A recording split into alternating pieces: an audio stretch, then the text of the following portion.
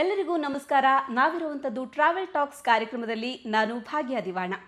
ಇವತ್ತಿನ ನಮ್ಮ travel tax ಕಾರ್ಯಕ್ರಮದಲ್ಲಿ ಮುಖ್ಯ ಅತಿಥಿಗಳಾಗಿ ನಮ್ಮ ಜೊತೆ ಪಾಲ್ಗೊಳ್ತಾ ಇರುವಂಥವರು ಹಿರಿಯ ಶಾಸಕರು ಅಲ್ಲದೆ ರಾಜ್ಯ ಆಡಳಿತ ಸುಧಾರಣಾ ಆಯೋಗದ ಅಧ್ಯಕ್ಷರು, ಇವೆಲ್ಲದಕ್ಕೂ ಹೆಚ್ಚಾಗಿ ವಿ.ಆರ್. ದೇಶಪಾಂಡೆ ಟ್ರಸ್ಟ್ನ ನಿರ್ಮಾತೃಗಳು ಆಗಿರುವಂತಹ ಆರ್.ವಿ. ದೇಶಪಾಂಡೆ ಅವರು ಇವತ್ತು ನಮ್ಮ ಈ ಕಾರ್ಯಕ್ರಮದಲ್ಲಿ ನಮ್ಮ ಜೊತೆಯಾಗಿದ್ದಾರೆ. ಅವರನ್ನ ಕಾರ್ಯಕ್ರಮಕ್ಕೆ ಆತ್ಮೀಯವಾಗಿ ಸ್ವಾಗತಿಸೋಣ. ಸರ್, ಕಾರ್ಯಕ್ರಮಕ್ಕೆ ನಿಮಗೆ ಆತ್ಮೀಯವಾದಂತಹ ಸ್ವಾಗತ. ಸರ್, ಮೊದಲಿಗೆ ನಾವು ಕೇಳಬೇಕಾಗಿರುವಂತಹದ್ದು, ರಾಜ್ಯಕ್ಕೆ ಒಂದು ಮಾದರಿ ಆಗಿರುವಂತಹ ಒಂದು ಇನ್ಸ್ಟಿಟ್ಯೂಷನ್ ಅನ್ನು ಕಟ್ಟಿಕೊಟ್ಟಿದ್ದೀರಿ. ಸೊ ಅದು ಹೇಗೆ ಸಾಧ್ಯವಾಯಿತು? ಇದರ ಹುಟ್ಟು ಹೇಗಾಯಿತು ಸರ್?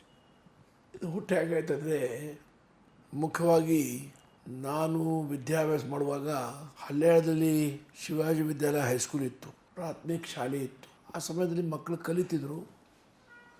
ಭಾಳ ಮಕ್ಕಳು ವಿದ್ಯೆ ವಂಚಿತ ಆಗ್ತಿದ್ರು, ಹೈಯರ್ ಎಜುಕೇಷನ್. ಇದು ನಮ್ಮಂಥ ಮನೆ ತಂದವರು ಧಾರವಾಡ ಹೋಗ್ತಿದ್ರು ಕಲಿಲಿಕ್ಕೆ. ನಮ್ಮ ತಂದೆಯವರು ಧಾರವಾಡದಲ್ಲಿ ಕಲಿತು ಬೆಳಗಾವಿ ಹೋಗಿ ಲಾ ಮಾಡಿದರು, ಬೆಳಗಾವಿ ಲಾ ಕಾಲೇಜಲ್ಲಿ. ನಾನು ಸಣ್ಣ ಮಗು ಇದ್ದಾಗ ಕಿಂಗ್ ಜಾರ್ಜ್ ಸ್ಕೂಲ್ ಬೆಳಗಾವಿಯಲ್ಲಿ ಇದ್ದೆ. ಕಿಂಗ್ ಜಾರ್ಜ್ 4 ಸ್ಕೂಲ್ ಪ್ರಾರಂಭ ಮಾಡಿದ್ರು, ಕಿಂಗ್ ಜಾರ್ಜ್ ಅದ್ರಲ್ಲಿ ಒಂದು ಬೆಳಗಾವಿ. ಅದಂತರ ನಾನು ಆರ್.ಪಿ.ಡಿ. ಕಾಲೇಜಲ್ಲಿ ವಿದ್ಯಾಭ್ಯಾಸ ಮಾಡಿದೆ. ನಂತರ ಲಾ ಕಾಲೇಜಲ್ಲಿ ಲಾ ಮಾಡಿದೆ. ಹಾಗಾಗಿ ನನ್ನ ಗುರಿ ಏನಿತ್ತಂದರೆ, ಮೂಲಭೂತ ಸೌಕರ್ಯ ಒಳ್ಳೆ ನಿರ್ಮಾಣ ಮಾಡಬೇಕು. ಅದರಲ್ಲಿ ಆರೋಗ್ಯ ಕ್ಷೇತ್ರ ಮತ್ತು ಶಿಕ್ಷಣ ಕ್ಷೇತ್ರದಲ್ಲಿ ಭಾಳ ಹೈ ಕ್ವಾಲಿಟಿ ದೊಡ್ಡ ದೊಡ್ಡ ಹಾಸ್ಪಿಟಲ್ ಮಾಡೋಕ್ಕೆ ಬಂದಿಲ್ಲ. ಆದರೂ ಜನರಿಗೆ ಆರೋಗ್ಯಕ್ಕೆ ಶಿಕ್ಷಣಕ್ಕೆ ವ್ಯವಸ್ಥೆ ಆಗಬೇಕು. ಹಾಗಾಗಿ ನಾನು ಮೊದಲೇ ಕೆಲಸ ಮಾಡಿದ್ದು ಶಾಸಕ ಆದ ನಂತರ, ಆವಾಗ ಹಳೆ ಕ್ಷೇತ್ರ ನಂದು ಹಳ್ಯಾಳ, ಯಲ್ಲಾಪುರ, ಮುನಗೋಡು ಇತ್ತು. 3 ಕಡೆ ಡಿಗ್ರಿ ಕಾಲೇಜ್ ಪ್ರಾರಂಭ ಮಾಡಿದೆ. ನಂತರ ಯಲ್ಲಾಪುರ ಅರ್ಧ ಭಾಗ, ಒಂದು ಮುನಗೋಡು ಡಿಲಿಮಿಟೇಷನ್ದಲ್ಲಿ ಹೋದ ನಂತರ ಜೋಡ ಬಂತು. ಜೋಡಾದಲ್ಲಿ ಡಿಗ್ರಿ ಪ್ರಾರಂಭ ಮಾಡಿ ಕಾಲೇಜ್ ಮಾಡಿದ್ವಿ. ಜೋಡಾದಲ್ಲಿ ITI ಮಾಡಿದ್ವಿ, ಹಳ್ಯಾಳದಲ್ಲಿ ITI ಮಾಡಿದ್ವಿ, ದಾಂಡೇಲಿ ITI ಮಾಡಿದ್ವಿ. ಹಳ್ಯಾಳದಲ್ಲಿ ಕರ್ನಾಟಕ ಲಾ ಸೊಸೈಟಿಗೆ ರಿಕ್ವೆಸ್ಟ್ ಮಾಡಿ ಅವರ ಸಹಾಯದಿಂದ ನಮ್ಮ ಪೂಜ್ಯ ದಿವಂಗತ ತಂದೆಗಳಾದಂಥ ವಿಶ್ವನಾಥರಾವ್ ರಘುನಾಥ್ ದೇಶಪಾಂಡೆ ಹೆಸರಲ್ಲಿ ಇಂಜಿನಿಯರಿಂಗ್ ಕಾಲೇಜ್ ಪ್ರಾರಂಭ ಮಾಡಿದ್ವಿ. ಹಾಗಾಗಿ ಹಾಸ್ಪಿಟಲ್ಸು, ಹಳ್ಯಾಳದಲ್ಲಿ ಹಾಸ್ಪಿಟಲ್, ದಾಂಡೇಲಿ ಹಾಸ್ಪಿಟಲ್, ಜೋಡಾದಲ್ಲಿ ಹಾಸ್ಪಿಟಲು, ಅಂದರೆ ಮುಖ್ಯ ತಾಲೂಕಾ ಸ್ಥಳದಲ್ಲಿ ಪಬ್ಲಿಕ್ ಹೆಲ್ತ್ ಯೂನಿಟ್ ಭಾಳ ಕಡೆ ಇವೆ. ಹಳ್ಯಾಳದಲ್ಲಿ ಹಳ್ಳಿಯಲ್ಲಿ 4-5 ಹಳ್ಳಿ ಕಡೆ ಇವೆ, ಜೋಡಾದಲ್ಲಿ 4-5 ಕಡೆ ಇವೆ, ದಾಂಡೇಲಿ ಒಂದು 2-3 ಕಡೆ, ದಾಂಡೇಲಿ ತಾಲೂಕಾದಲ್ಲಿ 2-3 ಕಡೆ ಆಗಿದೆ. ದಾಂಡೇಲಿ ತಾಲೂಕು ಆಗಿದೆ, ತಾಲೂಕು ಇದ್ದಿಲ್ಲ. ಎಲ್ಲಕ್ಕಿಂತ ಮಹತ್ವದ್ದು 21ನೇ ಶತಮಾನ, ಇದು ಸ್ಪರ್ಧೆಯ ಶತಮಾನ, ಇದು ಬುದ್ಧಿಜೀವಿಗಳ ಶತಮಾನ. ಈ ಸ್ಪರ್ಧೆಯಲ್ಲಿ ಉತ್ತೀರ್ಣ ಆಗಬೇಕಾದ್ರೆ ನಮ್ಮ ಮಕ್ಕಳು, ನಮ್ಮ ವಿದ್ಯಾರ್ಥಿಗಳು ವಿದ್ಯೆ ವಿನ ವಂಚಿತ ಆಗಬಾರ್ದು. ಬಡವರಿಗೆ ವಿದ್ಯೆ ಸಂಪಾದನೆ ಮಾಡೋ ಮನಸ್ಸಿದ್ರೂ ಭಾಳ ಸತಿ ಕಷ್ಟ ಆಗ್ತದೆ. ಹಾಗೆ ನಾನು ಎಲ್ಲರ ಸಹಕಾರದಿಂದ ವಿದ್ಯೆ ಪ್ರತಿಯೊಬ್ಬರ ಮನೆ ತನಕ ಮುಟ್ಸ್ಲಿಕ್ಕೆ ಪ್ರಯತ್ನ ಮಾಡಿದ್ದೇನೆ. ಎಲ್ಲ ಮಕ್ಕಳಲ್ಲೂ ಈ ಕಾಂಪಿಟೇಷನ್ ಅನ್ನುವಂಥದ್ದು ಈಗಿನ ಯುಗಕ್ಕೆ ತಕ್ಕಂತೆ ಟೆಕ್ನಾಲಜಿಯನ್ನು ಕಲಿಯುವಂಥದ್ದು ಅಗತ್ಯವಾಗಿದೆ. ಅದಕ್ಕೆ ಯಾವ ಥರದ ಹಾಗಾಗಿ ITI ಮಾಡಿದ್ದೇನೆ.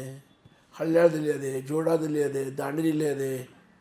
ಇಂಜಿನಿಯರಿಂಗ್ ಕಾಲೇಜ್ ಸ್ಪಾನ್ಸರ್ ಮಾಡಿದ್ದೇನೆ ನಮ್ಮ ತಂದೆಯ ಹೆಸರಿನಲ್ಲಿ. ಕರ್ನಾಟಕ ಲಾ ಸೊಸೈಟಿ ಅಂತ ಭಾಳ ದೊಡ್ಡ ಇನ್ಸ್ಟಿಟ್ಯೂಟ್ ಅದೇ. ಅವ್ರಿಗೆ ವೊಕೇಶನಲ್ ಟೆಕ್ನಾಲಜಿ ಬೆಳಗಾವಿಯಲ್ಲಿ ಅದೇ, ಅವ್ರ ಲಾ ಕಾಲೇಜ್ ಬೆಳಗಾವಿ ಅವ್ರದ್ದೇ, ಅವ್ರ ಡಿಗ್ರಿ ಕಾಲೇಜಸ್ ಇವೆ. ಅವ್ರಿಗೆ ಹೇಳಿ ಹಳ್ಯಾಳದಲ್ಲಿ ಇಂಜಿನಿಯರಿಂಗ್ ಕಾಲೇಜ್ ಪ್ರಾರಂಭ ಮಾಡಿದ್ದೇವೆ. ಆದರೆ ಉದ್ಯೋಗಾವಕಾಶ ಎಷ್ಟರ ಮಟ್ಟಿಗಿದೆ ಸರ್ ಇದರಲ್ಲಿ?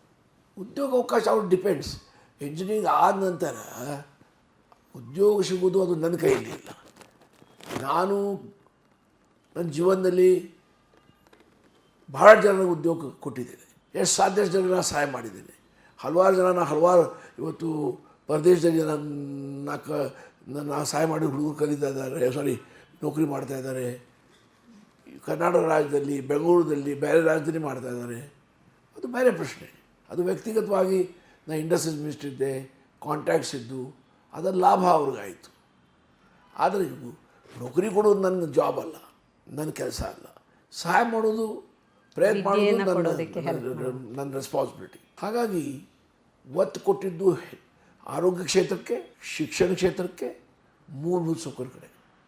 ನನ್ನ ಏರಿಯಾದಲ್ಲಿ ಎಲ್ಲರೂ ಹೋಗ್ರಿ, ಎಲ್ಲ ಕಡೆ ನಿಮಗೆ ಟಾರ್ ರೋಡ್ ಕಾಣಿಸ್ತವೆ. 100% ಎಲ್ಲ ಹಳ್ಳಿಗಳು, ಮಜರೆಗಳು ಎಲೆಕ್ಟ್ರಿಫೈ ಆಗಿದ್ದಾವೆ. ಎಲ್ಲ ಕಡೆ ಕುಡಿಯುವ ನೀರಿನ ಯೋಜನೆ ಆಗಿದೆ. ಈ ಹಳ್ಯಾಳ ಪಟ್ಟಣಕ್ಕೆ ದಾಂಡೇಲಿ ಕಾಳಿ ನದಿಯ ನೀರು ಹಳ್ಯಾಳ ಪಟ್ಟಣದ ಮನೆ ಮನೆ ಹೋಗ್ತಾ ಇದೆ. ಅದನ್ನು ಪುನಃ ಸುಧಾರಣೆ ಮಾಡಿ ಹೆಚ್ಚಿನ ನೀರು ಬರುವ ವ್ಯವಸ್ಥೆ ಮತ್ತೊಂದು ಯೋಜನೆ ಮುಗಿಲಿಕ್ಕೆ ಬಂದಿದೆ. ಹಳ್ಯಾಳದು 112 ಹಳ್ಳಿಗೂ ಸಹ ಕಾಳಿ ನದಿ ನೀರು ಮತ್ತೊಂದು 2-3 ತಿಂಗಳಲ್ಲಿ ಮನೆ ಮನೆ ಮುಟ್ತದೆ. ದಾಂಡೇಲಿ ಪಟ್ಟಣಕ್ಕೂ ಸಹ ಕಾಳಿ ನದಿ ನೀರು ಸಿಗ್ತಾ ಇದೆ. ಅದು 24 ಗಂಟೆ ಸಿಗಬೇಕಂತ ಯೋಜನೆ ಮತ್ತೊಂದು 3-4 ತಿಂಗಳಲ್ಲಿ ಮುಗಿತಿದೆ. ಜೋಡಾ ತಾಲೂಕಾದಲ್ಲಿ ಜೋಡಾ ಪಂಚಾಯತ್ಗೆ ಪಾಂಡ್ರಿ ನದಿ ನೀರು ತರುವ ವ್ಯವಸ್ಥೆ ಮಾಡಿದ್ದೇವೆ. ಜಗಲ್ಬೇಟ್ ಪಂಚಾಯತ್, ರಾಮನಗರ ಪಂಚಾಯತ್, ಹಸು ಪಂಚಾಯತ್ಗೆ ಪಾಂಡ್ರಿ ನದಿ ನೀರು ಕೊಟ್ಟು ನೀರು ಕೊಡುವ ವ್ಯವಸ್ಥೆ ಮಾಡಿದ್ದೇವೆ. ಯಾಕಂದರೆ ಎಲ್ಲ ಕಡೆ ದೊಡ್ಡ ಸಮಸ್ಯೆ ನೀರಿಂದು. ಇವತ್ತು ನನ್ನ ಕ್ಷೇತ್ರದಲ್ಲಿ ನೀರಿನ ಸಮಸ್ಯೆಯೇ ಇಲ್ಲ. ಈಗ MBBS ಆಗಬೇಕು, ಮತ್ತೊಂದು ಆಗಬೇಕಾದ್ರೆ ಕಾರವಾರದಲ್ಲಿ ನಾನು ಮಂತ್ರಿ ಇದ್ದಾಗ ಅಲ್ಲಿ ಮೆಡಿಕಲ್ ಕಾಲೇಜ್ ಪ್ರಾರಂಭ ಮಾಡಿದ್ದೇವೆ, ಅಲ್ಲಿ ಇಂಜಿನಿಯರಿಂಗ್ ಕಾಲೇಜ್ ಪ್ರಾರಂಭ ಮಾಡಿದ್ದೇವೆ. ಹಲ್ಯಾಳದಲ್ಲಿ ನಮ್ಮ ಪೂಜ್ಯ ತಂದೆಯವರ ಸ್ಮರಣಾರ್ಥ ವಿ ಆರ್ ದೇಶಪಾಂಡೆ ಅವರ ಸ್ಮರಣಾರ್ಥ ಕರ್ನಾಟಕ ಲಾ ಸೊಸೈಟಿಗಳು ಭಾಳ ಒಳ್ಳೆಯದು ಒಂದು ಹೈ ಕ್ವಾಲಿಟಿ ಇಂಜಿನಿಯರಿಂಗ್ ಕಾಲೇಜ್ ಪ್ರಾರಂಭ ಮಾಡಿದ್ದಾರೆ. ಬಹುತೇಕ ಮಕ್ಕಳಿಗೆ ಯಾರು ಪಾಸ್ ಆಗ್ತಾರೆ ಅವ್ರು ಮೋಸ್ಟ್ಲಿ ಎಲ್ಲರಿಗೆ ಉದ್ಯೋಗ ಸಿಗ್ತದೆ. ಯಾಕಂದರೆ ಭಾಳಷ್ಟು ಕಂಪ್ನಿಗಳು ಅಲ್ಲೇ ಬರ್ತಾರೆ ಕ್ಯಾಂಪಸ್ ಇಂಟರ್ವ್ಯೂ ಮಾಡಲಿಕ್ಕೆ. ಹೈಸ್ಕೂಲ್ಗಳಿಗೆ ಲೆಕ್ಕ ಇಲ್ಲ, ಜೂನಿಯರ್ ಕಾಲೇಜುಗಳಿಗೆ ಲೆಕ್ಕ ಇಲ್ಲ. ಹಾಗಾಗಿ ಶಿಕ್ಷಣ ಕ್ಷೇತ್ರದಲ್ಲಿ, ಆರೋಗ್ಯ ಕ್ಷೇತ್ರದಲ್ಲಿ ಮತ್ತು ಮೂಲಭೂತ ಸೌಕರ್ಯ ಇದಕ್ಕೆ ಪ್ರಯಾರಿಟಿ ಕೊಟ್ಟು ಬಹುತೇಕ ನನಗೆ ಕಾಣಿಸ್ತದೆ ಎಲ್ಲೇ ಏನಿದೆ ಕೊರತೆ ನನಗೆ ಕಾಣಿಸೋದಿಲ್ಲ. ಅಥವಾ ಜನ ನನ್ನ ಕಡೆ ಈಗ ನಾನು ಹಲ್ಯಾಳ ರೆಗ್ಯುಲರ್ ಹೋಗ್ತಾ ಇರ್ತೇನೆ ಕ್ಷೇತ್ರದಂದು. ಅಲ್ಲಿ ಹೋದಾಗ ಹಲ್ಯಾಳ ಜೋಡ ದಾಂಡೇಲಿಗೆ ನನ್ನ ಕಡೆ ಜನ ರಸ್ತೆ ಮಾಡಿಕೊಡ್ರಿ, ಬ್ರಿಡ್ಜ್ ಮಾಡಿಕೊಡ್ರಿ, ಕರೆಂಟ್ ಕೊಡ್ರಿ ಅಂತ ಬಹುತೇಕ 100 ಜನ ದಿನ ಬಿಟ್ಟಾದರೆ ಒಬ್ಬರು ಬರೋದು ಕಷ್ಟ. ಈಗೆಲ್ಲ ಬರೋದು ವ್ಯಕ್ತಿಗತ. ನಮ್ಮ ನೌಕರಿ ಕೊಡಿಸ್ರಿ, ಮದುವೆ ಅದೇ ಸಹಾಯ ಮಾಡಿರಿ, ಅದೇನೇ ಸಹಾಯ ಮಾಡಿರಿ, ಇದಕ್ಕೆ ಜನ ಹೆಚ್ಚು ಬರೋದಿನ ಈಗ ರಸ್ತೆ ಮಾಡಿರಿ, ಬ್ರಿಡ್ಜ್ ಮಾಡಿರಿ, ಹಾಸ್ಪಿಟಲ್ ಮಾಡಿರಿ ಅಂತ ಬಹುತೇಕ ಯಾರು ಬರೋದಿಲ್ಲ. ಯಾಕಂದರೆ ಎಲ್ಲ ಮೋಸ್ಟ್ಲಿ ನನಗೆ ತೃಪ್ತಿ ಇಲ್ಲ, ಇನ್ನೂ ಕೆಲಸ ಆಗಬೇಕು, ಯಾವಾಗ ತೃಪ್ತಿ ಇರಬಾರ್ದು. ಅದು ಬಹುತೇಕ ಎಲ್ಲ ಮುಗಿಸಿದ್ದೇವೆ. ಇಡೀ ಉತ್ತರ ಕನ್ನಡ ಜಿಲ್ಲೆಯಲ್ಲಿ ನಾ ಮಂತ್ರಿ ಇದ್ದಾಗ ಸಹ ಸಾಕಷ್ಟು ಈ ರಂಗದಲ್ಲಿ ಈ ವ್ಯವಸ್ಥೆಯಲ್ಲಿ ಕೆಲಸ ನಾವು ಮಾಡಿದ್ದೇವೆ. ಸರ್, ಇವಾಗ ಈ ಇನ್ಸ್ಟಿಟ್ಯೂಷನ್ಗಳ ಬಗ್ಗೆನೇ ಮತ್ತೊಂದು ಸರಿ ಮಾತಾಡೋದಾದರೆ, ಸೊ ಹೇಗಿದೆ ರೆಸ್ಪಾನ್ಸ್ ಹೇಗಿದೆ ಈ ಭಾಗದಲ್ಲಿ? ಶಾಲೆಗಳ ಕೊರತೆ ಇರುವಾಗ ಹುಟ್ಟು ಪಡ್ಕೊಂಡಿರುವಂತಹ ಒಂದು ಇನ್ಸ್ಟಿಟ್ಯೂಷನ್ಸ್ ಇದು. ನಮ್ಮ ಇನ್ಸ್ಟಿಟ್ಯೂಷನ್ ಅಂದರೆ ಪ್ರಾಫಿಟ್ ಮೇಕಿಂಗ್ ಅಲ್ಲ, ಹಣ ಮಾಡುವ ಇನ್ಸ್ಟಿಟ್ಯೂಷನ್ಸ್ ಅಲ್ಲ. ಒಂದು ರೂಲ್ ಸೆಟ್ ಇರ್ತದೆ. ಎಲ್ಲೇ ನಾನು ಉಚಿತವಾಗಿ ಊಟ ಕೊಡ್ತೇನೆ, ತಿಂಡಿ ಕೊಡ್ತೇನೆ, ವಿದ್ಯೆ ಕೊಡ್ತೇನೆ, ಉಚಿತವಾಗಿ ವಸತಿ ವ್ಯವಸ್ಥೆ ಅದೇ. ನನ್ನ ಮಕ್ಕಳು ನೆಲದ ಮೇಲೆ ಮಲಗೋದಿಲ್ಲ, ಬಂಕರ್ ಬೆಡ್ಸ್ ಮಾಡಿದ್ದೇವೆ. ಅವೇ ಬಂದು ನೀವು ನೋಡ್ಬೋದು. ಎಲ್ಲ ಬಡವ ಮಕ್ಕಳು, ಅವ್ರಿಗೆ ಸ್ಕಿಲ್ ಟ್ರೈನಿಂಗ್ ಕೊಡ್ತೇವೆ. ನಮ್ಮ ಸೆಟಲ್ಮೆಂಟ್ ರೇಟ್ 77% ಅದೇ. ಎಷ್ಟು ಜಾಸ್ತಿ ಜನ ಟ್ರೈನಿಂಗ್ ತೊಗೊಳ್ತಾರೆ, ಅದರಲ್ಲಿ 77% ಜನರಿಗೆ ಉದ್ಯೋಗ, ಸ್ವಯಂ ಉದ್ಯೋಗ ಅಥವಾ ನೌಕರಿ ಸಿಕ್ಕಿದೆ. ನಮ್ಮ ಪೂಜ್ಯ ಮಾತೋಶ್ರೀ ವಿಮಲಾಬಾಯಿ ವಿಶ್ವನಾಥ ದೇಶಪಾಂಡೆ ಸಲ್ಲೇ ಒಂದು ಸ್ಕೂಲ್ ಅದೇ, one of the best schools. 1ರಿಂದ 10ನೇ ತರಗತಿ. ಹೌದು, ಅದು ನಮ್ಮ ತಾಯಿ ಸ್ಮರಣಾರ್ಥ ಮಾಡಿದ್ದೇವೆ. ಮತ್ತೊಂದು ನಮ್ಮ ITI ಅದೇ, ಅಲ್ಲೇ ಈ ತಾಂತ್ರಿಕ ತರಬೇತಿ ಕೊಡ್ತೇವೆ. ಅಲ್ಲೇ ಮಕ್ಕಳು ಯಾರು ಪಾಸ್ ಆಗ್ತಾರೆ ಅವರು ಸ್ವಯಂ ಉದ್ಯೋಗ ಮಾಡ್ತಾರೆ ಅಥವಾ ನೌಕರಿಗೆ ಹೋಗ್ತಾರೆ. ಭಾಳ ಜನರಿಗೆ ನೌಕರಿ ಉದ್ಯೋಗ ಸಿಗುತ್ತೆ. ಭಾಳ ಜನ ದುಬೈಲಿ ಕೆಲಸ ಮಾಡ್ತಾಯಿದ್ದಾರೆ, ಬೇರೆ ಬೇರೆ ಕಡೆಯೂ ಕೆಲಸ ಮಾಡ್ತಾರೆ. ದೇಶದ ಬೇರೆ ಬೇರೆ ಭಾಗದಲ್ಲಿ ಹೋಗಿದ್ದಾರೆ, ಬೆಂಗಳೂರಲ್ಲಿ ಭಾಳ ಜನ ಕೆಲಸ ಮಾಡ್ತಾಯಿದ್ದಾರೆ. ಹಾಗಾಗಿ ನಾವು ಮುಖ್ಯವಾಗಿ ಸಾಮಾಜಿಕ ಕ್ಷೇತ್ರದಲ್ಲಿ ಕೆಲಸ ಮಾಡೋ ಜನರ ಸಹಾಯ ಮಾಡೋ ಭಾವನೆ ಇರಬೇಕು. ಅದರಲ್ಲಿ ಬಡವರು, ನಿರುದ್ಯೋಗಿಗಳು, ಕಡುಬಡವರು ಇವ್ರ ಬಗ್ಗೆ ಹೆಚ್ಚಿನ ಚಿಂತೆ ಇರಬೇಕು. ಬಡತನ ಭಾಳ ಕೆಟ್ಟು, ಬಡತನ ಮೇಲೆ ಎಲ್ಲರೂ ದೊಡ್ಡ ದೊಡ್ಡ ಭಾಷಣ ಮಾಡ್ತಾನೆ, ಅದು ಬಡತನ ಅನುಭವ ನಮಗೆ ಇರೋಲ್ಲ. ಹಾಗೆ ಬಡವ್ರಿಗೇನು ಕಷ್ಟ ಇದೆ ಅದು ಬಡವರೇ ಹೇಳ್ಬೋದು. ನಾವು ವ್ಯಾಖ್ಯಾನ ಮಾಡಿದರೆ ವ್ಯಾಖ್ಯಾನ ಮಾಡ್ಬೋದು. ಅದು ನಿಜವಾದ ಕಷ್ಟ ಬಡವ್ರಿಗೆ ಗೊತ್ತಿರ್ತದೆ. ಅದು ತಿಳ್ಕೊಳ್ಳೋ ಶಕ್ತಿ ನಮ್ಮಲ್ಲಿ ಇರಬೇಕಾಗ್ತದೆ. ಸರಿ, ಕಾಲೇಜುಗಳಲ್ಲಿನ ಎಕ್ಸ್ಟ್ರಾ ಫೆಸಿಲಿಟಿಗಳ ಬಗ್ಗೆ ಮಾತಾಡೋದಾದರೆ ಏನೇನು ಹೆಚ್ಚಿನ ಸೌಲಭ್ಯವನ್ನು ಕೊಟ್ಟಿದ್ದೀರಿ? ನೋಡಿ, ನಂದು ಯಾವ ಕಾಲೇಜ್ ಇಲ್ಲ, ಎಲ್ಲ ಗೌರ್ಮೆಂಟ್ ಡಿಗ್ರಿ ಕಾಲೇಜಸ್. ಮತ್ತು ಇಂಜಿನಿಯರಿಂಗ್ ಕಾಲೇಜ್ ಅದೇ, ನನಗೇನೂ ಸಂಬಂಧ ಇಲ್ಲ. ನನ್ನ ಪೂಜ್ಯ ತಂದೆಯವ್ರ ಹೆಸರು ಕೊಟ್ಟಾರೆ, it belongs to Karnataka law society engineering college. ನನಗೇನಿಲ್ಲ. ನಾನು ಭಾಳ ಅವರು ಒತ್ತಾಯ ಮಾಡಿದ ನಂತರ ಅಡ್ವೈಸರಿ ಕಮಿಟಿ ಮೇಲೆ ಅದೇನೆ. ಅದು ನನ್ನ ಭಾಗದ ಮಕ್ಕಳಿಗೆ ಇಂಜಿನಿಯರಿಂಗ್ ಕಾಲೇಜ್ ಹುಬ್ಬಳ್ಳಿ, ಬೆಳಗಾವಿ ಬೆಂಗಳೂರಿಗೆ ಅವಶ್ಯಕತೆ ಇಲ್ಲ. ಅವರ ಕಿತ್ತಲಲ್ಲಿ ವಿದ್ಯೆ ಸಂಪಾದನೆ ಮಾಡಿ ಸಿಗಬೇಕಂತ ಮಾಡಿದ್ದೆ. ನನಗೇನು ಇಂಟ್ರೆಸ್ಟ್ ಇಲ್ಲ, ನಮ್ಮದು ಯಾವುದೂ ಸ್ಟೇಕ್ಸ್ ಇಲ್ಲ, ನಾವು ದಾನಿಗಳು. ಹಾಗಾಗಿ ಆರೋಗ್ಯ ಕ್ಷೇತ್ರದಲ್ಲಿ ಸಾಕಷ್ಟು ಪ್ರಗತಿ ಆಗಿದೆ. ಹೆಲ್ತ್ ಈಸ್ ವೆಲ್ತ್ ಅಂತ ಹೇಳ್ತಾರೆ. ಪ್ರತಿಯೊಬ್ಬರು ಒಳ್ಳೆಯ ಆರೋಗ್ಯ, ಎಲ್ಲಕ್ಕಿಂತ ದೊಡ್ಡ ಬಂಡವಾಳ ಆರೋಗ್ಯ. ಯಾರ ಆರೋಗ್ಯ ಚೆನ್ನಾಗದೆ ಅವೇನೂ ಎದುರಿಸ್ಲಿಕ್ಕೆ ಸಾಧ್ಯ. ಬುದ್ಧಿವಂತ ಅದಾನೆ, ಆರೋಗ್ಯ ಇಲ್ಲ ಏನು ಮಾಡ್ತೀರಿ? ಹಣ ಅದೇ, ಆರೋಗ್ಯ ಇಲ್ಲ ಏನು ಮಾಡ್ತೀರಿ? ಹಾಗಾಗಿ ಎಲ್ಲಕ್ಕಿಂತ ಇಂಪಾರ್ಟೆಂಟು ಆರೋಗ್ಯ. ಪ್ರತಿಯೊಬ್ಬರು ಆರೋಗ್ಯ ಕಡೆ ಗಮನ ಹೆಚ್ಚು ಕೊಡಬೇಕು. ಹಾಗೆ ನಾವು ಹೆಲ್ತ್ ಕ್ಯಾಂಪ್ ಮಾಡ್ತಾಯಿರ್ತೀವಿ, ರೆಗ್ಯುಲರ್ ಹೆಲ್ತ್ ಕ್ಯಾಂಪ್ ಮಾಡ್ತಾಯಿರ್ತೀವಿ. ಡೆಂಟಲ್ ಕ್ಯಾಂಪ್ ಮಾಡ್ತೇವೆ, ಐ ಕ್ಯಾಂಪ್ ಮಾಡ್ತೇವೆ, ಜನರಲ್ ಹೆಲ್ತ್ ಕ್ಯಾಂಪ್ ಮಾಡ್ತೇವೆ. ಧಾರವಾಡದಿಂದ ಡಾಕ್ಟರ್ಸ್ ಬರ್ತಾರೆ, ಬೆಳಗಾವಿಯಿಂದ ಡಾಕ್ಟರ್ಸ್ ಬರ್ತಾರೆ, ಜಿಲ್ಲೆಯಿಂದ ಕೆಲವು ಕಡೆ ಡಾಕ್ಟರ್ಸ್ ಬರ್ತಾರೆ, ದಾಂಡೇಲಿಯಿಂದ ಡಾಕ್ಟರ್ಸ್ ಬರ್ತಾರೆ. ದಾಂಡೇಲಿ ಮಾಡ್ತೇವೆ, ಹಲ್ಯಾಳದಲ್ಲಿ ಮಾಡ್ತೇವೆ, ಜೋಳದಲ್ಲಿ ಮಾಡ್ತೇವೆ. ಮತ್ತು ನಮ್ಮ ರೂಟ್ ಸಿಟಿ ಸಂಸ್ಥೆ ಏನೋದೆಯಲ್ಲ, ಅಲ್ಲೇ free food, free training, free living ಎಲ್ಲ ಉಚಿತವಾಗಿ ತರಬೇತಿ ಕೊಡ್ತೇವೆ. ₹1 ಫೀಸ್ ಇಲ್ಲ, ಊಟ ತಿಂಡಿ ಫ್ರೀ. ನಮ್ಮ 30,000 ಮಕ್ಕಳಿಗೆ ನಮ್ಮ ಹಾಸ್ಟೆಲಲ್ಲಿ ಇಟ್ಕೊಂಡು ಅವ್ರಿಗೆ ತರಬೇತಿ ಕೊಟ್ಟಿದ್ದೇವೆ. ಸರ್, ಆದರೆ ಜನಕ್ಕೆ ಖಂಡಿತವಾಗ್ಲೂ ಒಂದು ಆಸಕ್ತಿ ಇದ್ದೇ ಇರುತ್ತೆ. RV ದೇಶಪಾಂಡೆ ಅಂತ ಹೇಳಿದ್ರೆ ಅವರ ಒಂದು ರಾಜಕೀಯ ಪಯಣ ಶುರುವಾಗಿದ್ದು ಹೇಗೆ ಅನ್ನುವಂಥದ್ದು. ನನಗೆ ತಂದೆಯವರು ಸಹ ಅವರು ಪ್ರೊಫೆಷನ್ಲೇ ನ್ಯಾಯವಾದಿ ಇದ್ದರು. ಅವರು ಮುನ್ಸಿಪಲ್ ಪ್ರೆಸಿಡೆಂಟ್ ಇದ್ದರು, ಹಲ್ಯಾಳ್ ಮುನ್ಸಿಪಲ್ ಪ್ರೆಸಿಡೆಂಟ್ ಇದ್ದರು.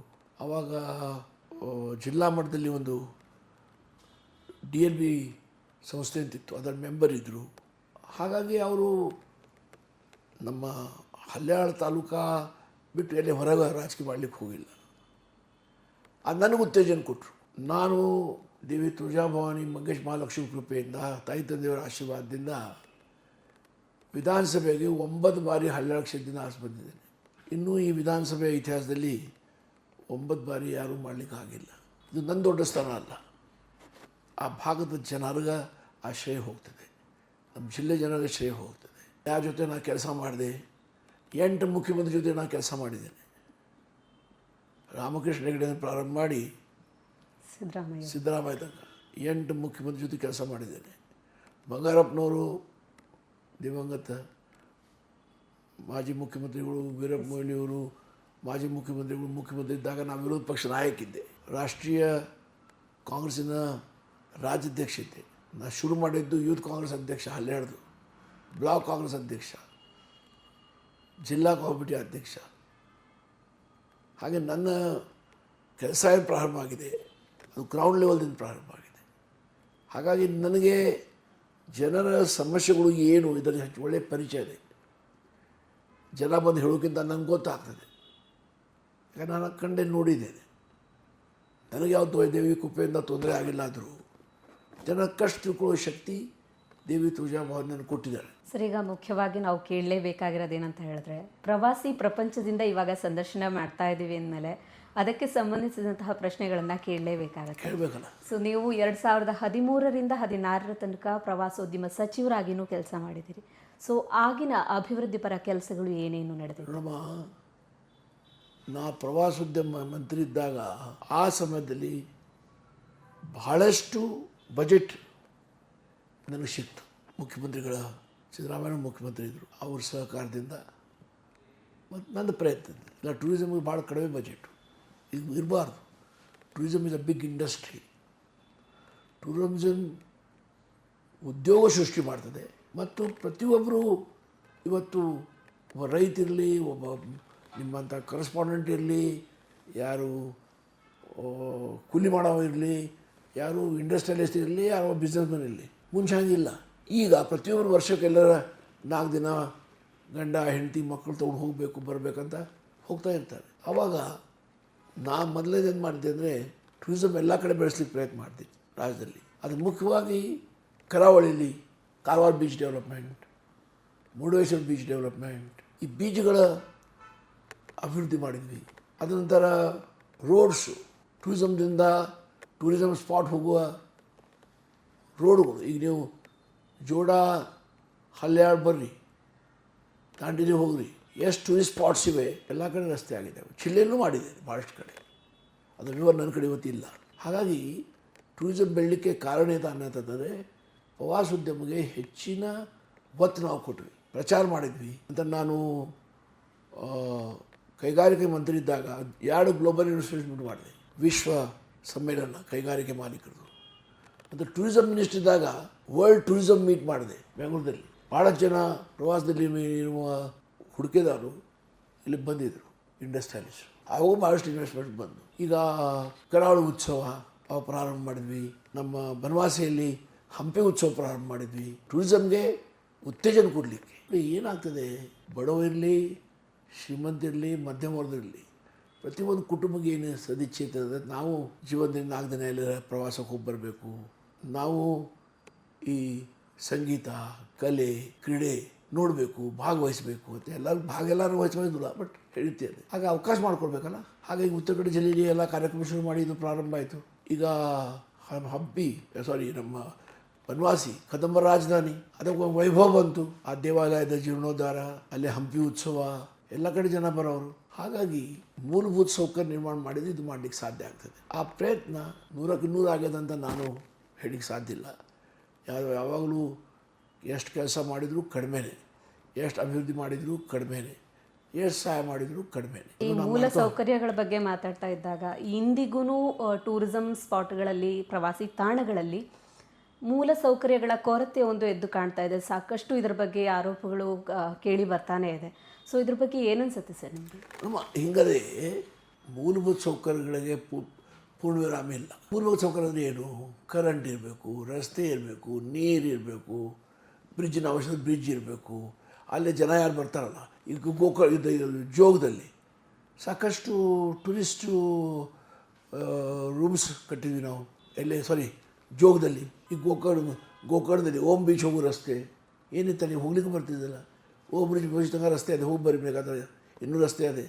ಗೋಕರ್ಣ ನಮ್ಮ ಮಹಾಬಳೇಶ್ವರ ಶಿವ ದೇವಸ್ಥಾನಕ್ಕೆ ಜೀರ್ಣೋದ್ಧಾರ ಮಾಡಲಿಕ್ಕೆ ಸಹಕಾರ ಕೊಟ್ವಿ ಸರ್ಕಾರದಿಂದ. ಈಗ ಆರ್.ಎನ್. ಶೆಟ್ಟಿ ಇವತ್ತಿಲ್ಲ, ಅವರು ಕಟ್ಟಿದ ಮುರುಡೇಶ್ವರ ಟೆಂಪಲ್ ಎಲ್ಲರಿಗೂ ಆಕರ್ಷಣೆ ಮಾಡ್ತಿದೆ. ಅದರಿಂದ ಪ್ರವಾಸೋದ್ಯಮ ಬೆಳೆದಿದೆ. ಅಲ್ಲಿ ರಸ್ತೆ ಇದ್ದಿಲ್ಲ ಅಲ್ಲಿ ಹೋಗಲಿಕ್ಕೆ. ನನಗೆ ರಿಕ್ವೆಸ್ಟ್ ಮಾಡಿದರು ಅವರು, ಅಲ್ಲಿ ಹೋಗಿ ನೋಡಿ ರಸ್ತೆ ಎಲ್ಲ ಆ ಕಡೆ ಆಗಿದ್ದಾವೆ, ಬೀಚ್ ಸೈಡ್ಗೂ ಆಗಿದೆ. ಈಗ ಇಡಗುಂಜಿ ಗಣಪತಿ ದೇವಸ್ಥಾನ ಭಾಳ ಪ್ರಸಿದ್ಧ ದೇವಸ್ಥಾನ. ನಮ್ಮ ರಾಮಕೃಷ್ಣ ಹೆಗಡೆಯವರು, ನಮ್ಮ ನಾಯಕರು, ಮಾಜಿ ಮುಖ್ಯಮಂತ್ರಿಗಳು ಎಲ್ಲ ಆ ದೇವಸ್ಥಾನ ಹೋಗ್ತಿದ್ದಿಲ್ಲ, ಒಂದೇ ಇಡಗುಂಜಿ ಗಣಪತಿ ದೇವಸ್ಥಾನ. ಅಲ್ಲಿ ಹೋಗ್ರಿ, ರಸ್ತೆ ನೋಡ್ರಿ ಆಗದೆ. ಸೊ ಎಲ್ಲೆಲ್ಲಿ ಏನೇನು ಮಾಡಲಿಕ್ಕೆ ಸಾಧ್ಯ ಇತ್ತು, ಆವಾಗ ಎಲ್ಲರ ಸಹಕಾರದಿಂದ, ಎಲ್ಲರ ಪ್ರಯತ್ನದಿಂದ ಆಗಿದೆ. ನನ್ನ ಪ್ರಯತ್ನದಿಂದ ಆಗಿದೆ ಅಂತ ಹೇಳೋದು. ಯಾಕಂದ್ರೆ ನಾವು ಏನಾರು ಮಾಡಬೇಕಾದ್ರೆ ಯಾರೋ ಸೂಚನೆಗಳು ಕೊಡಬೇಕಲ್ಲ, ಈಗ ಮಾಡಿರಿ ಅಂತ. ಹಾಗಾಗಿ ಇದರ ಶ್ರೇಯ ಎಲ್ಲರಿಗೂ ಹೋಗ್ತದೆ. ಟೂರಿಸಂ ಮಿನಿಸ್ಟರ್ ಆಗಿದ್ದಾಗ ಸೊ ಡಿಜಿಟಲ್ ಕ್ರಾಂತಿ ಅನ್ನುವಂಥದ್ದು ಇರಲೇ ಇಲ್ಲ. 2013 ಕಾಲದಲ್ಲಿ ಅಂತ ಹೇಳಿದ್ರೆ ಇಷ್ಟೊಂದು ಅಭಿವೃದ್ಧಿ ಕಂಡೇ ಇಲ್ಲ. ಸೊ ಆ ಸಂದರ್ಭದಲ್ಲಿ ನೀವು ಮಾಡಿರುವಂತಹ ಸಾಧನೆಗಳು ಎಷ್ಟರ ಮಟ್ಟಿಗೆ ಜನಮನ್ನಣೆಯನ್ನು ಗಳಿಸಿತ್ತು ಅಂತ ಅನ್ಸುತ್ತೆ? ಅದು ನೀವು ಜನ ಡಿಸೈಡ್ ಮಾಡಿ. ನಾ ಏನು ಹೇಳಿಯಮ್ಮ, ನಾ ಮಾಡಿದ ಕೆಲಸ ನಾನೇ ನನಗೆ ಹೋಗಲಿ, ನಾ ಹಿಂಗೆ ಮಾಡಿದೆ ಹಂಗೆ ಮಾಡಿ ಹೇಳೋಕ್ಕೆ ನನಗೆ ಅಧಿಕಾರ ಇಲ್ಲ. ಜನ ಹೇಳಬೇಕು, ಜನರ ಅಭಿಪ್ರಾಯ ತೊಗೋಬೇಕು. ದೇಶಪಾಂಡೆಯವರು ಸಚಿವರಿದ್ದಾಗ ಈಗ 17 ನಿಮ್ಮ ಶಾಸಕದಾರ ಏನು ಕೆಲಸ ಮಾಡಿದವರು ಮಲಗ್ತಾರೆ, ನೀವು ಅವ್ರು ಕೇಳಬೇಕು. ನಾ ಏನು ಹೇಳಬೇಕು? ನೋಡಿ, ಮತ್ತೊಂದು ಹೇಳ್ತೀನಮ್ಮ, ತೃಪ್ತಿ ಇರಬಾರ್ದು, ಕೆಲಸ ಮಾಡ್ತಾ ಇರಬೇಕು. ನಾನು ಇವತ್ತೂ ಸಹ ನನ್ನ ದಿನ ಪ್ರಾರಂಭ ಆಗೋದು ಮುಂಜಾನೆ 6 ಗಂಟೆಗೆ, ನಾನು ಮಲಗೋದು 10 ಗಂಟೆಗೆ ರಾತ್ರಿ. ಹಾಗಾಗಿ ಎಂಟೈರ್ ಪೀರಿಯಡ್ ನಾನು ಕ್ರಿಯಾಶೀಲ ಇರ್ತೇನೆ. ಅದರಿಂದ ನೀವು ಒಳ್ಳೆ ವಿಚಾರ ಇರ್ತವೆ, ಜನರ ಸಮಸ್ಯೆ ತಿಳ್ಕೊಳ್ಳಿಕ್ಕೆ ಸಾಧ್ಯ ಆಗ್ತದೆ, ಜನರ ಸಂಪರ್ಕ ಬೆಳೀತದೆ, ಆರೋಗ್ಯ ಚೆನ್ನಾಗಿರ್ತದೆ. ಸೊ ಈಗಷ್ಟೇ ಕೇಂದ್ರ ಬಜೆಟ್ ಮಂಡನೆ ಆಗಿದೆ. ಅದರಲ್ಲಿ ನೀವಾಗಲೇ ಹೇಳ್ದಂಗೆ ಪ್ರವಾಸೋದ್ಯಮಕ್ಕೆ ಹೆಚ್ಚಿನ ಮಹತ್ವವನ್ನು ಕೊಟ್ಟಿದ್ದಾರೆ. ಸೊ ಇದ್ರ ಬಗ್ಗೆ ನಿಮ್ಮ ಅಭಿಪ್ರಾಯ ಏನು ಸರ್? ಕೊಟ್ಟಿದ್ದಾರೆ, ಒಳ್ಳೆಯದಾಗಲ್ಲ. ಪ್ರವಾಸೋದ್ಯಮ ನಮ್ಮ ದೇಶದಲ್ಲಿ ಬೆಳೀಲಿಕ್ಕೆ ಭಾಳ ಅವಕಾಶ ಇದೆ. ಪ್ರವಾಸೋದ್ಯಮದಲ್ಲಿ ಏನಾಗ್ತದೆ, ಭಾಳ ಉದ್ಯೋಗ ಸೃಷ್ಟಿ ಆಗ್ತವೆ. ಮತ್ತು ಪ್ರತಿಯೊಂದು ಕುಟುಂಬಕ್ಕೆ, ಬಡವರು, ರೈತರು, ಶ್ರೀಮಂತರು, ಮಧ್ಯವರಲ್ಲ, ಪ್ರತಿಯೊಬ್ಬರಿಗೂ ಪ್ರವಾಸೋದ್ಯಮ ಪ್ರತಿ ವರ್ಷ ಹೋಗ್ಬೇಕಂತ ಮನಸ್ಸದೆ. ಹೋಗ್ಬೇಕಾದ್ರೆ ಅಲ್ಲಿ ಮೂಲಭೂತ ಸೌಕರ್ಯ ನಿರ್ಮಾಣ ಆಗಬೇಕಲ್ಲ. ಜನ ಹೋಗಿ ಹಣ ಮಾಡೋದು ಅಲ್ಲ, ಹಣ ಖರ್ಚು ಮಾಡ್ತಾರೆ. ಹಣ ಖರ್ಚು ಮಾಡಿದರೆ ಎಕಾನಮಿಗೆ ಸಾಕಷ್ಟು ಬೆಳವಣಿಗೆ ಆಗ್ತದೆ, ಸರ್ಕಾರಕ್ಕೆ ಸಾಕಷ್ಟು ಟ್ಯಾಕ್ಸ್ ರೂಪದಿಂದ ಹಣ ಬರ್ತದೆ. ಪ್ರವಾಸೋದ್ಯಮ ಹಿಂಗೆ ಇಂಡಸ್ಟ್ರಿ ಅದೇ, ಜನ ನಕ್ಕೊಂತು ಬಿಲ್ ಕೊಡ್ತಾ ಇರ್ತಾರೆ. ಸರ್ಕಾರ ಟ್ಯಾಕ್ಸ್ ಕೊಡೋದು ಗೊತ್ತಾಗೋದಿಲ್ಲ ಅವ್ರಿಗೆ, ಎಷ್ಟು ಹಣ ಹಾಕಿ ಮಾಡ್ತೇನೆ ಅವ್ರಿಗೆ ಗೊತ್ತಾಗೋದಿಲ್ಲ, ತನ್ನ ಪಾಕೆಟ್ ಮನೆಯೂ ಕಂಟ್ರೋಲ್ ಇರೋದಿಲ್ಲ. ಹಾಗಾಗಿ ವ್ಯಾಪಾರ ಬೆಳಿಬೇಕು ಮತ್ತು ಬೇರೆ ಉದ್ಯೋಗ ಬೆಳಿಬೇಕಾದ್ರೆ ಪ್ರವಾಸೋದ್ಯಮ ಎಷ್ಟು ಬೆಳೀತದೆ ಅಷ್ಟು ಒಳ್ಳೆಯದು. ಮತ್ತು ಒಂದು ನೆಮ್ಮದಿ, ಜನರಿಗೊಂದು ನೆಮ್ಮದಿ ಬೇಕಲ್ಲ. ಮುಂಜಾನೆ ಸಂದಕ ಈ ಹೆಣ್ಮಕ್ಳು ಮುಂಜಾನೆ ಸಂದಕ ಅಡುಗೆ ಮಾಡ್ತಾನೆ ಇರ್ತಾರೆ, ನಾವು ಮುಂಜಾನೆ ಸಂದಕ ಕೆಲಸ ಮಾಡ್ತಾನೆ ಇರ್ತೇವೆ. ಸೊ ಕುಟುಂಬ ಜೊತೆ 4 ದಿನ 8 ದಿನ ವರ್ಷದಲ್ಲಿ ಯಾರು ಹೋಗಿ ಬಂದರೂ ಸಹ ಅದೊಂದು ಬೇಳೆ ನೆಮ್ಮದಿ ಇರ್ತದೆ. ಅದು ಬಡವಂಗೂ ಇರ್ತದೆ, ಶ್ರೀಮಂತಗೂ ಇರ್ತದೆ. ಯಾಕಂದರೆ ಇವತ್ತು ಮುಂಚಿನಂಗಿಲ್ಲ. ಒಂದು ಕಾಲದಲ್ಲಿ ಒಂದು ವರ್ಗದ ಜನ ಅಷ್ಟೇ ಈ ಪ್ರವಾಸೋದ್ಯಮ ಲಾಭ ತೊಗೊಳ್ತಿದ್ರು. ಈಗ ಹಾಗಲ್ಲ, ಕೂಲಿ ಜನನೂ ಹೋಗ್ತಾರೆ, ಬಡವರು ಹೋಗ್ತಾರೆ, ಎಲ್ಲ ವರ್ಗದವರು ಹೋಗ್ತಾರೆ, ಎಲ್ಲ ಧರ್ಮ ಜನರೂ ಹೋಗ್ತಾರೆ. ಹಾಗಾಗಿ ಪ್ರವಾಸೋದ್ಯಮ ಬೆಳಿಬೇಕು. ನಿಮ್ಮ ಪ್ರವಾಸಿ ಜೀವನ ಹೇಗಿದೆ ಸರ್? ನೀವು ಹೋಗಿರುವಂತಹ ಪ್ರವಾಸಗಳ ಬಗ್ಗೆ ಹೇಳೋದಾದ್ರೆ ಸರ್, ಯಾವುದನ್ನ ನೆನಪು ಮಾಡ್ಕೋತೀರಿ? ಅಂದ್ರೆ ಇವಾಗ ನೀವು ಹೇಳಿದ್ರಿ ಕುಟುಂಬದ ಜೊತೆ ಕಳೆಯುವಂತಹ ಸಮಯದ. ನಾವು ಭಾಳ ಕಡೆ ಹೋಗಿದ್ದೇನೆ. ನಾನು ಈ ದೇಶದಲ್ಲಿ ಹೋಗಿದ್ದೇನೆ ಭಾಳಷ್ಟು ಕಡೆ. ಕಾಶ್ಮೀರ ಹೋಗಿ ಬಂದಿದ್ದೇನೆ, ಹಿಮಾಚಲ್ ಹೋಗಿ ಬಂದಿದ್ದೇನೆ, ಅದರ ನಂತರ ತೀರ್ಥಕ್ಷೇತ್ರಕ್ಕೆ ಹೋಗಿ ಬಂದಿದ್ದೇನೆ ತಾಯಿಯವ್ರ ಜೊತೆ, ತಂದೆಯವ್ರ ಜೊತೆ. ಕಾಶಿ, ರಾಮೇಶ್ವರ್, ಮತ್ತು ಅವ್ರು ವಾರಾಣಸಿ ಅಂದರೆ ಕಾಶಿ, ಮತ್ತೆ ಎಲ್ಲದೆ ಬಹುತೇಕ ಎಲ್ಲ ಕಡೆ ಹೋಗಿ ಬಂದಿದ್ದೇನೆ. ಅಯೋಧ್ಯ, ಎಲ್ಲ ಕಡೆ ಹೋಗಿ ಬಂದಿದ್ದೇನೆ. ಸೊ ನಿಮ್ಮ ಪತ್ನಿ ಮತ್ತೆ ಮಕ್ಕಳ ಜೊತೆ ಹೋಗಿರುವಂತಹ ಪ್ರವಾಸಿ ಭಾಳ. ನಮ್ಮ ಹೆಂಡತಿ ಈಗ ಮಕ್ಕಳೇನು ದೊಡ್ಡವರಾಗಿದ್ದಾರೆ, ಅವರಷ್ಟಕ್ಕೆ ಅವ್ರು ಹೋಗ್ತಾ ಇರ್ತಾರೆ. ಕೆಲಸದ ನಮಗೂ ಕರ್ಕೊಂಡು ಹೋಗ್ತಾರೆ. ಆದರೆ ನಾವು ಮನೆಯವರು ವರ್ಷದಲ್ಲಿ ಒಂದು ಸರ್ತಿ ಎಲ್ಲರೂ ಪ್ರವಾಸಕ್ಕೆ ಹೋಗಿ ಬರ್ತೇವೆ. ಕೆಲವು ಸತಿ ಬೇರೆ ದೇಶಕ್ಕೆ ಹೋಗ್ತೇವೆ, ಕೆಲವು ಸತಿ ದೇಶದಲ್ಲಿ ಹೋಗ್ತೇವೆ. ಸೊ ಬೇರೆ ದೇಶ ಅಂತ ಹೇಳಿದ್ರೆ ಯಾವ ದೇಶಕ್ಕೆ ಹೋಗಿರುವಂಥದ್ದು ತುಂಬ ನೆನಪಲ್ಲಿ ಉಳಿಯುವಂಥದ್ದು? ಅಯ್ಯೋ, ನಾ ವಿಶ್ವದಲ್ಲಿ ಬಹುತೇಕ ಎಲ್ಲ ಕಡೆ ಹೋಗಿ ಬಂದಿದ್ದೇನೆ. ಅಮೇರಿಕಾ ಹೋಗಿದ್ದೇನೆ, UK ಹೋಗಿದ್ದೇನೆ, ಆಸ್ಟ್ರೇಲಿಯಾ ಹೋಗಿದ್ದೇನೆ, ನ್ಯೂಜಿಲೆಂಡ್ ಹೋಗಿದ್ದೇನೆ, ಸೌತ್ ಆಫ್ರಿಕಾ ಹೋಗಿದ್ದೇನೆ, ಸಿಂಗಾಪುರ್ ಹೋಗಿದ್ದೇನೆ. ಅದರಲ್ಲಿ ದಿ ಬೆಸ್ಟ್ ಯಾವುದು ಸರ್? Depends sir. ಈಗ ಈ ಸ್ವಿಟ್ಜರ್ಲೆಂಡ್ ಇದೆ, ಅದಕ್ಕೆ ಸ್ವರ್ಗ ಅಂತಾರೆ. ಎಲ್ಲ ಕಡೆ ಅದೇ ಆ ಬೇರೆ ಬೇರೆ ಥರದ್ದು ಇರ್ತದೆ. ಈ ಉತ್ತರಕನ್ನಡ ಜಿಲ್ಲೆಯಲ್ಲಿ ಒಂದು ಕಡೆ ನಮ್ಮ ಭಾಗದಲ್ಲಿ ಅರಣ್ಯ ಇದೆ, ವನ್ಯಜೀವಿಗಳಿವೆ, ಅದು ಒಂಥರದ ಪ್ರವಾಸೋದ್ಯಮ. ಕರಾಳ ಹೋದ್ರೆ 320 ಕಿಲೋಮೀಟರ್ ಸಮುದ್ರ ತೀರದೆ. ಹಾಗಾಗಿ ಅದು depends what type of tourism ನಿಮಗೆ ಇಂಟ್ರೆಸ್ಟ್ ಅದೇ, ಅದ್ರ ಮೇಲೆ ಡಿಪೆಂಡ್ ಅದೇ. ಆದರೆ ನನ್ನ ಸಲಹೆ ಏನದೆ ಅಂದರೆ, ಮತ್ತೆಲ್ಲರ ಮನವಿ ಏನದೆ ಅಂದರೆ, ಪ್ರತಿಯೊಂದು ಕುಟುಂಬದವರು ಅವ್ರು ಎಷ್ಟೋ ಬಡವರಿದ್ರು ಸಹ ಪ್ರತಿ ವರ್ಷ ಒಂದು 4, 5, 8 ದಿನಾರ ಕುಟುಂಬ ಜೊತೆ ಅವರು ಏನಂತೀರಿ ನೀವು ಪ್ರವಾಸಿ ಠಾಣೆಗೆ ಯಾವುದೆಲ್ಲ ಹೋಗಿ ಬರಬೇಕು. ಇದು ಭಾಳ ಮಹತ್ವದ್ದು. ಮುಂಜಾನೆ ಸಂಜೆದಾಗ ಕೆಲಸ ಮಾಡ್ತಾ ಕೂತರೆ ಹೆಂಡ್ತಿದೇನು ಅಪೇಕ್ಷೆ ಇರ್ತದೆ, ಮಕ್ಕಳದೇನು ಅಪೇಕ್ಷೆ ಇರ್ತದೆ, ಮೊಮ್ಮಕ್ಕಳದೊಂದು ಅಪೇಕ್ಷೆ ಇರ್ತದೆ. ಮತ್ತು ಎಲ್ಲರೂ ಕೂಡಿ ಒಂದು ಕಡೆ ಹೋದರೆ ಅದು ಒಂದು ಬೇರೆ ವಾತಾವರಣ ಇರ್ತದೆ. ನನ್ನಷ್ಟಾಗಿ ನಾವು ಒಮ್ಮೆ ಹೋಗಿ ಬರ್ಬೋದು. ಅದು ನಾನು, ಹೆಂಡತಿ, ಮಕ್ಕಳು, ಮೊಮ್ಮಕ್ಕಳು ಇದ್ದರೆ ಅದು ಬೇರೆ ವಾತಾವರಣ ಇರ್ತದೆ. ಆ ವಾತಾವರಣದಲ್ಲಿ ನೀವು ಸ್ವಲ್ಪ ಸಮಯ ಮಾನವಾಗಿ ಕಳಿಬೇಕು. ಮಾನವಾಗಿ ಹುಟ್ಟಿದ ನಂತರ ಮಾನವಾಗಿ ಬಾಳಬೇಕು. ಮಾನವ ಯಾವಾಗಲೂ ರಾಕ್ಷಸ ಆಗಬಾರ್ದು. ಯಾವಾಗಲೂ ಸಹಾಯ ಮಾಡೋ ಭಾವನೆ, ದಾನ ಧರ್ಮ ಮಾಡೋದು ಭಾವನೆ. ಎಲ್ಲರೂ ಏನು 10,000 ರೂಪಾಯಿ ಕೊಡ್ಬೇಕಂತಿಲ್ಲ. ಬಡವ ಕಿಶನಲ್ಲಿ ಒಬ್ಬ ಸಹಾಯ ಮಾಡೋದಿದ್ರೆ 1 ರೂಪಾಯಿನೂ ಆಗ್ಬೋದು. ಅದು ಅವ್ರು ಡಿಪೆಂಡ್ಸ್ ಬಂದಾರೆ, ಅವರವರ ಎಬಿಲಿಟಿ ಮೇಲೆ, ಫೈನಾನ್ಷಿಯಲ್ ಪರಿಸ್ಥಿತಿ ಮೇಲೆ ಡಿಪೆಂಡ್ ಇರ್ತದೆ. ಸರ್, ಇವಾಗ 2026ರಲ್ಲಿ ನೀವು ಪ್ರವಾಸೋದ್ಯಮ ಸಚಿವರಾಗಿದ್ದರೆ ಈಗಿನ ಟೆಕ್ನಾಲಜಿಯನ್ನು ಬಳಸ್ಕೊಂಡು ಯಾವ ಥರದ ಡೆವಲಪ್ಮೆಂಟನ್ನು ಮಾಡ್ತಾ ಇದ್ರಿ ಅನ್ಸುತ್ತೆ? ನೋಡಿ, ನನಗೆ ಇದು ಪ್ರಯಾರಿಟಿ ಸೆಕ್ಟರ್. ಈ ಸೆಕ್ಟರ್ಗೆ ಪ್ರಾಧಾನ್ಯತೆನ ಭಾಳ ಕೊಡ್ತಿದ್ದೆ. ಯಾಕಂದರೆ ಟೂರಿಸಮ್ನಲ್ಲಿ ಒಂದು ಕಡೆ ಜನರ ಮನೋರಂಜನೆ ಆಗ್ತದೆ, ಗೊತ್ತಿಲ್ಲದೆ ಅವ್ನ ಕಿಸೆ ಖಾಲಿ ಆಗ್ತದೆ, ಸರ್ಕಾರಕ್ಕೆ ಆದಾಯ ಆಗ್ತದೆ. ಅದರಿಂದ ಸರ್ಕಾರ ಮೂಲಭೂತ ಸೌಕರ್ಯ ನಿರ್ಮಾಣ ಮಾಡಲಿಕ್ಕೆ ಸಹಾಯ ಆಗ್ತದೆ, ಅಭಿವೃದ್ಧಿ ಮಾಡಲಿಕ್ಕೆ ಸಾಧ್ಯ ಆಗ್ತದೆ, ಬಡವರು ಬಡವಾಗಿ ಪ್ರೋಗ್ರಾಮ್ ತೊಗೊಳ್ಳಿಕ್ಕೆ ಸಾಧ್ಯ ಆಗ್ತದೆ. ಹಾಗಾಗಿ ಪ್ರವಾಸೋದ್ಯಮ ಎಷ್ಟು ಬೆಳೆಸಿದ್ರು ಕಡಿಮೆ. Sir, thank you so much. ನಾನು ವಿಶೇಷವಾಗಿ ವಿಶ್ವೇಶ್ವರ್ ಭಟ್ ಬಗ್ಗೆ ಹೇಳಬೇಕು. ಅವರು ಕೇವಲ ಒಂದು ಪತ್ರಿಕೆಯ ಮಾಲಕ ಅಥವಾ ಸಂಪಾದಕರಲ್ಲ. ಅವರು ವರ್ಷಕ್ಕೆ ಒಂದು 2-3 ಸತಿ ಗ್ಲೋಬಲ್ ಅಚೀವರ್ ಪ್ರವಾಸಕ್ಕೆ ಹೋಗ್ತಾರೆ. ನಾನು 2 ಸತಿ ಹೋಗಿದ್ದೆ. ಅವರು ಇವತ್ತೇನು ಈ ಕಾರ್ಯಕ್ರಮ ಹಾಕ್ಕೊಂಡು ಮಾಡ್ತಾ ಇದ್ದಾರಲ್ಲ, ಅದು ಎಷ್ಟು ಮೆಚ್ಚಿದ್ದು ಕಡಿಮೆ. ಯಾಕಂದರೆ ಇಂಡಿವಿಜುವಲ್ ಯಾರು ಹೋಗಬೇಕಾದ್ರೂ ಕಷ್ಟ ಆಗ್ತದೆ. ಒಂದೊಂದು 15-20-25 ಜನ ಸ್ನೇಹಿತರು ಕೂಡಿ ಕುಟುಂಬ ಜೊತೆ ಹೋಗಿ ಬಂದರೆ ಅದು ಒಂದು ಬೇರೆನೇ ಒಂದು ಥರದ ವಾತಾವರಣ ಇರ್ತದೆ. ಹಾಗಾಗಿ ಅವ್ರು ನಾನು ಮೆಚ್ತೇನೆ. ಮತ್ತು ಅವರು ಪತ್ರಿಕಾ ಉದ್ಯಮದಲ್ಲಿರೋ ಅವರು ಎತ್ತಿದ ಕೈ. ಆದರೆ ಸಮಾಜ ಸೇವೆ, ವಿದ್ಯಾಕ್ಷೇತ್ರ, ಈ ಪ್ರವಾಸೋದ್ಯಮ ಕ್ಷೇತ್ರದಲ್ಲಿ ಏನು ಅವ್ರು ಕೆಲಸ ಮಾಡ್ತಾ ಇದ್ದಾರೆ, ಅದು ಎಷ್ಟು ಮೆಚ್ಚಿದ್ರು ಕಡಿಮೆ ಅಂತ ನಾನು ಭಾವಿಸ್ತೇನೆ. ಅವ್ರಿಗೂ ಸಹ ನನ್ನ ಅಭಿನಂದನೆ. ಸೊ ಪ್ರವಾಸಿ ಪ್ರಪಂಚದ ಬಗ್ಗೆ ಈ ವಾರಪತ್ರಿಕೆಯನ್ನು ನೀವು ನೋಡಿದ್ದೀರಿ, ಅದ್ರ ಬಗ್ಗೆ ಏನು ಅನ್ಸುತ್ತೆ ಸರ್? ಪ್ರವಾಸಿ ಪ್ರಪಂಚ ಪತ್ರಿಕೆ ಮೊನ್ನೆ ನಾನು ನೋಡಿದ್ದೆ.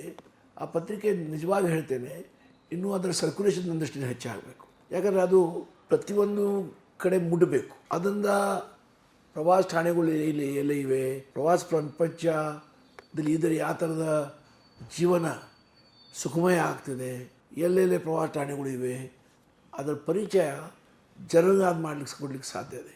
ಆ ದಿಕ್ಕಿನಲ್ಲಿ ಅವ್ರು ಕೆಲಸ ಮಾಡ್ತಾ ಇದ್ದಾರೆ, ಅದ್ರ ಪ್ರಶ್ನೆಯೇ ಇಲ್ಲ, ಇನ್ನೂ ಹೆಚ್ಚಾಗಬೇಕು. ಸರ್, ಧನ್ಯವಾದಗಳು ನಿಮಗೆ. ಇಷ್ಟೊತ್ತು ನಮ್ಮ ಈ ಟ್ರಾವೆಲ್ ಟಾಕ್ಸ್ ಕಾರ್ಯಕ್ರಮದಲ್ಲಿ ಅತಿಥಿಗಳಾಗಿ ಪಾಲ್ಗೊಂಡಿದ್ದೀರಿ. ಸಾಕಷ್ಟು ನಿಮ್ಮ ಜೀವನದ ಅನುಭವಗಳನ್ನ, ಜೊತೆಗೆ ಹಳಿಯಾಳದಲ್ಲಿ ನೀವು ಮಾಡಿರುವಂತಹ ಶೈಕ್ಷಣಿಕ ಸಂಸ್ಥೆಗಳ ಬಗ್ಗೆನೂ ಸಾಕಷ್ಟು ಮಾಹಿತಿಗಳನ್ನ ಕೊಟ್ಟಿದ್ದೀರಿ.